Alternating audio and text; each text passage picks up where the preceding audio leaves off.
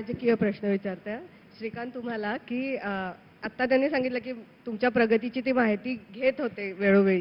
तर असा कधी प्रसंग आला का की प्रगतीची माहिती घेतली, प्रगती पुस्तकच त्यांच्या हातात पडलं किंवा काहीतरी तुम्ही केलं आणि खूप मार खायची वेळ आली किंवा खूप रागवलं, असं कधीच घडलं नाही? असं मार खाण्याची वेळ वगैरे आली नाही.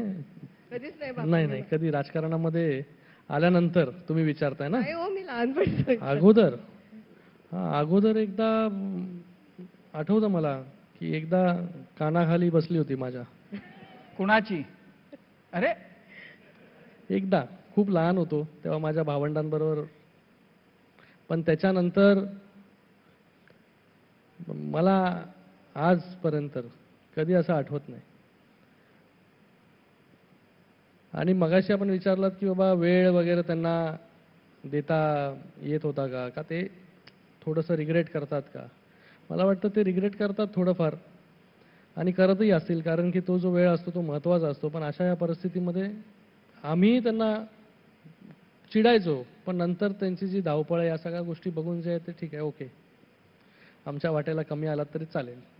पण कधी असं राजकारणामध्ये आल्यानंतर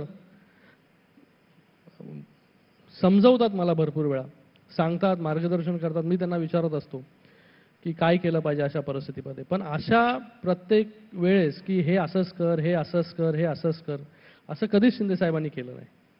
मला वाटतं त्यांनी जो फ्रीडम दिला मतदारसंघामध्ये काम करण्याचा किंवा निर्णय घेण्याचा, मला वाटतं त्याचा ह्या पूर्ण कालावधीमध्ये मला फायदा झाला, मला स्वतःला डेव्हलप करण्यासाठी. श्रीकांत, आणखीन जोडून एक प्रश्न की एक जो काळ आहे ज्याचा उल्लेख शिंदे